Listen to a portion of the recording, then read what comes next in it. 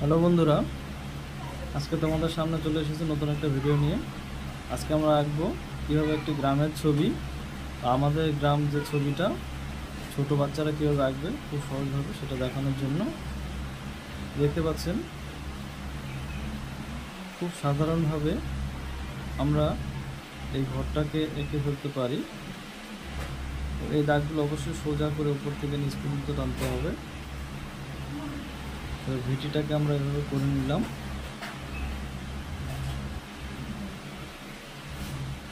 তারপর কলা গাছটা এঁকে দেবো। এবার কলা গাছ আঁকার জন্য একটা লম্বা দাগ এবং নিচের দাগগুলোকে আমরা খুব সুন্দরভাবে বাঁকা বাঁকা বাঁকা বাঁকা করে করছি।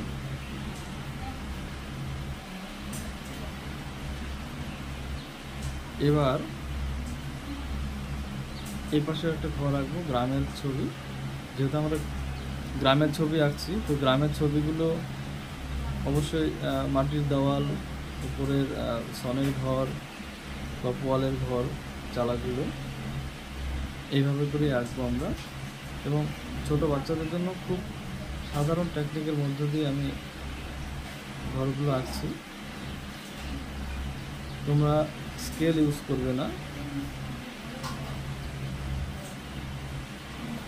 হাত দিয়ে যতটা পারো সোজা করে এই ভিডিওগুলো, এই আর্টগুলো করার চেষ্টা করবে।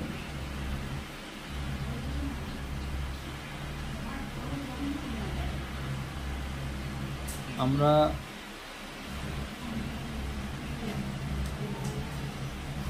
যখন ছবি আঁকি তখন বিভিন্ন রকম মেজারমেন্ট আমাদের রাখতে হয়। যেমন ঘর আঁকার পরে তার উপরে আমরা গাছটা আঁকবো। গাছটা আঁকা হয়ে গেল এবং আমরা জমিনটা এখন এঁকে নেব।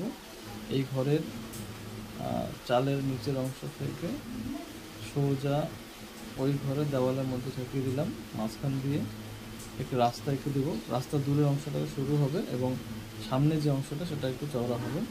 এখানে দিয়ে দিলাম নদী এবং এখানে উঁচু মাটির টিভি। এবার সূর্যটা দিয়ে দিলাম, সূর্যের রেটা দিয়ে দেবো, রশ্মিটা সুন্দর করে।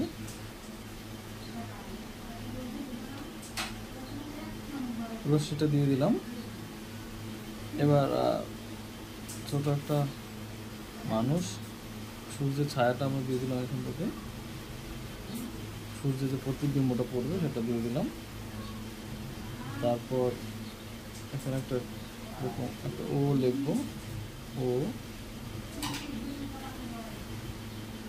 এইভাবে করে ও লিখে একটা মানুষের মতন আমরা এঁকে ফেলতে পারলাম। হাতটা আগে ডান দিকে উপর করে আছে সেটা। এবার এখানে একটা নৌকা দিলাম, নৌকাটা প্রথমে এরকম একটা দাগ দিলাম একটা সোজা, দুই পাশ থেকে একটু ডাউন করে, এক পাশ থেকে ডাউন করে দিলাম। এই যে আমরা ছোট ছোট বাচ্চাদের জন্য যে ভিডিওগুলো করি, তোমাদের যদি ভালো লেগে থাকে অবশ্যই ভিডিওটা তোমরা শেয়ার করবে। এবং মনে হচ্ছে আর্ট একাডেমির সমস্ত স্টুডেন্টরা এবং আমার এই চ্যানেলটি যারা যারা দেখছো বা ফলো করছো বা সাবস্ক্রাইব করেছো, তুমি যারা এখনও করোনি বা নতুন আসছো, তোমরা অবশ্যই এই চ্যানেলটিকে সাবস্ক্রাইব করে দিবে। এবং যদি ভালো লাগে সাবস্ক্রাইব করে তার সাথে সাথে এটাকে শেয়ার করবে, লাইক করবে, কমেন্ট করবে। তোমাদের কমেন্ট এবং শেয়ার যত আমি দেখব তত আমি আর উৎসাহিত হব। এবং এই ছবি আঁকতে গিয়ে তোমাদের কোথাও কোনো অসুবিধা যদি হয় আমাকে তোমরা অবশ্যই কমেন্টে জানাবে কী কী সমস্যা হচ্ছে। আমি তোমাদের সেই সমস্যাগুলো নিয়ে আগামী